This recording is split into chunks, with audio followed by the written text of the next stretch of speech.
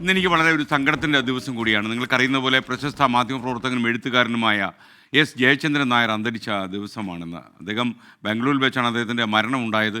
ഈ ആദ്യകാലത്ത് കലാകൗമുദിയിലൊക്കെ കുറച്ചു കാലം ഞാൻ എഴുതിയിരുന്നു. അപ്പോൾ എൻ്റെ എഴുത്തിനെയും എൻ്റെ സർഗ്ഗവ്യാപാരത്തെയൊക്കെ ഒരുപാട് പ്രോത്സാഹിപ്പിക്കാൻ ശ്രമിച്ച ഒരാളായിരുന്നു. ഒരു മെൻറ്ററായിരുന്നു എന്ന് വേണമെങ്കിൽ പറയാം. കലാകൗമുദിയുടെ പത്രാധിപരായിരിക്കുന്ന കാലമാണ് ഞാൻ ഏറ്റവും കൂടുതൽ കലാകൗമുദിയിൽ എഴുതിയത്. അദ്ദേഹത്തിൻ്റെ വിയോഗം എന്നെ സംബന്ധിച്ചിടത്തോളം എനിക്ക് കുടുംബത്തിലുള്ള ഒരാൾ മരിച്ചുപോയ ഒരു അവസ്ഥയാണിപ്പോൾ. അദ്ദേഹത്തിന് 85 വയസ്സ് പ്രായമായിരുന്നു. അദ്ദേഹം ചലച്ചിത്രങ്ങൾക്ക് പിറവി പോലുള്ള ചിത്രങ്ങൾക്ക് തിരക്കഥ എഴുതിയിട്ടുണ്ട്. ഈ 2 ചിത്രങ്ങളുടെ തിരക്കഥ അദ്ദേഹത്തിൻ്റെതായിരുന്നു. മാത്രമല്ല അതുകൂടാതെ അദ്ദേഹം മലയാളം വാരികയിൽ കുറേ കാലം പത്രാധിപരായിരുന്നു. ആ കാലത്താണ് പ്രഭാവർമ്മയുടെ കവിത പബ്ലിഷ് ചെയ്യുന്നതുമായി ബന്ധപ്പെട്ടുള്ള ഒരു വിവാദം ഉണ്ടായിരുന്നു. അതിനുശേഷമാണ് അദ്ദേഹം മലയാളം വാരിക വിട്ടതെന്നാണ് ഞാൻ മനസ്സിലാക്കുന്നത്. കുറേ അധികം കാലം കലാകൗമുദിയുടെ ഏറ്റവും സമ്പന്ന കാലം ഏത് എന്ന് ചോദിച്ചാൽ NRS ബാബു സാറും അതുപോലെ എസ് ജയചന്ദ്രൻ നായർ സാറും ഇതിൻ്റെ നേതൃത്വത്തിൽ നിന്ന ആ കാലമായിരുന്നു. കലാകൗമുദി വായിക്കുക എന്ന് പറഞ്ഞാൽ അഭിജാതരായ ആളുകൾക്ക് മാത്രമല്ല സാധാരണക്കാർക്ക് പോലും ഒരു ആവേശമായിരുന്നു. വളരെ ഒരു സർഗതനായ ഒരു എഴുത്തുകാരൻ കൂടിയായിരുന്നു. മാത്രമല്ല നമ്മുടെ എഴുത്തുകാരുമായിട്ടൊക്കെ നല്ല ബന്ധം സൂക്ഷിച്ച പത്രാധിപരായിരുന്നു എസ് ജയചന്ദ്രൻ നായർ എന്ന മനുഷ്യൻ. അദ്ദേഹത്തിൻ്റെ ജീവിതം തീർച്ചയായിട്ടും മാധ്യമപ്രവർത്തനത്തിന് വേണ്ടി ഒഴിഞ്ഞു വെച്ചതായിരുന്നു.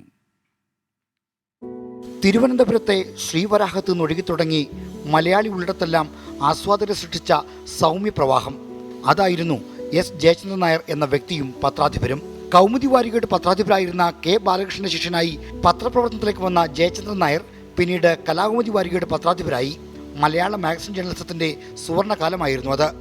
വാരികകളുടെ ഉള്ളടക്കത്തിൽ പല പരീക്ഷണങ്ങൾക്കും തയ്യാറായ ജയചന്ദ്രൻ നായർ മൂല്യങ്ങളെ ബലി കഴിച്ചതുമില്ല.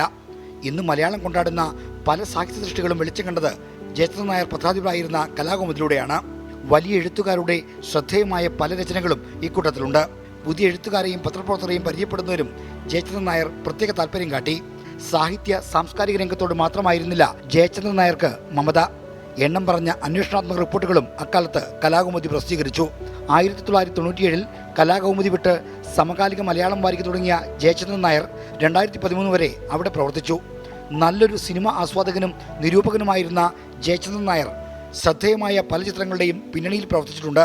ഷാജിയൻ കരുൺ സംവിധാനം ചെയ്ത ചിത്രങ്ങളായ പിറവിയുടെയും സ്വമ്മിൻ്റെയും കഥാകൃത്തും നിർമ്മാതാവും ജയചന്ദ്രൻ നായരാണ്.